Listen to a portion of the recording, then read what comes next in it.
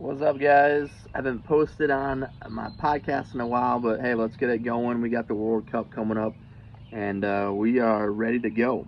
The 26 now man roster for the expanded tournament has been announced as of, I think it was around 1 o'clock today, Central, and we have our 26 Yanks that are going to play here on our home turf.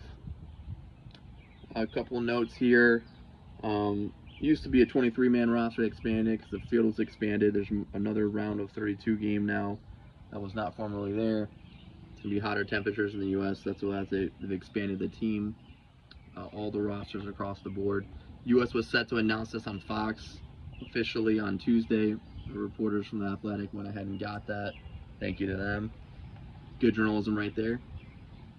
I made my prediction for this squad. I made one adjustment after we heard about Richards getting getting nicked up. He's gonna be playing the World Cup, but he's not fully healthy right now as we speak.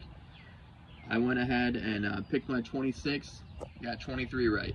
Okay, I had the third string keeper wrong. I had Schulte. It's gonna be Chris Brady. Hopefully not gonna factor in. We have Freeze and Turner in front of him. And then I also went ahead and picked the back line spotless. We were right. They did add Miles Robinson after that Richards news, which I projected. And then we also have the central midfield that kind of was a little bit switched up. That I missed a couple. I had Aiden Morris, the former Hoosier, getting on this team. Just got great minutes again today in Middlesbrough in England. He's not on the team, which I think is a mistake. He is a younger guy. He is very promising. I think he's going to be a great player. I think he's the future of what we're going to do at the next World Cup.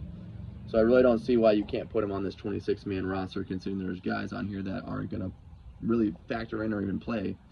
I get it. You got to have glue guys. You got to have chemistry, but just saying. And then we also didn't see Tanner Tessman going to the team, which to me is mind-boggling. No pundits have been projecting him to start in the middle with Tyler Adams as two defensive holding midfielders, maybe in the opener against Paraguay. Well, that's not happening. And then we have the attacking midfielders. I was almost spot on. I'm so happy that Alejandro Zendejas is going to be with the Yanks. He's in the selection. We'll see if he plays. He might not play. I'm hoping he comes off the bench at some point, maybe even with a little tactical tinkering, may make the first 11 at some point in the tournament. But he's going to be a great player.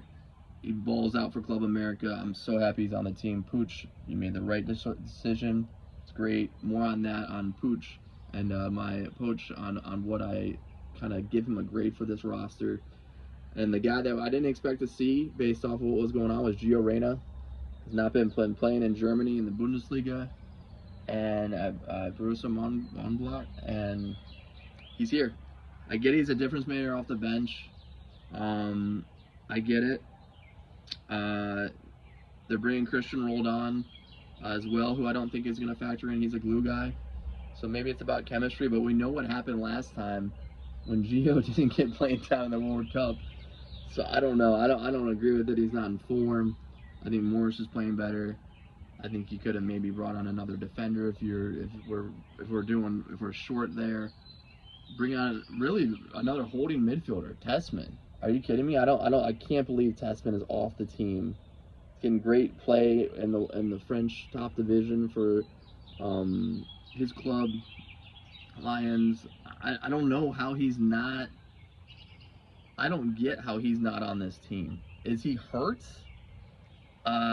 There's going to be something that comes out here, because there's no way that he doesn't deserve to be the Lion Man. There's no way he doesn't deserve to be on this squad. And we might actually have played him a lot, I feel like. So something's going on. Was it an attitude thing? Was it his commitment to the team? I feel like he was in the team a lot, so I don't know. That's a head scratcher.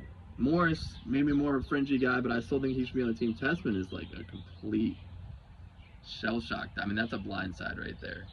And then the forwards, like we expect, we got Flo, Ricardo Pepe, Haji Wright. And so, overall, Poch, Poch probably gets about a 6. Let me give it a 6.5 grade for this roster announcement. I think he did pretty good. He got the guys. I got Zendejas in here like I needed him to. I think he's right on the defenders.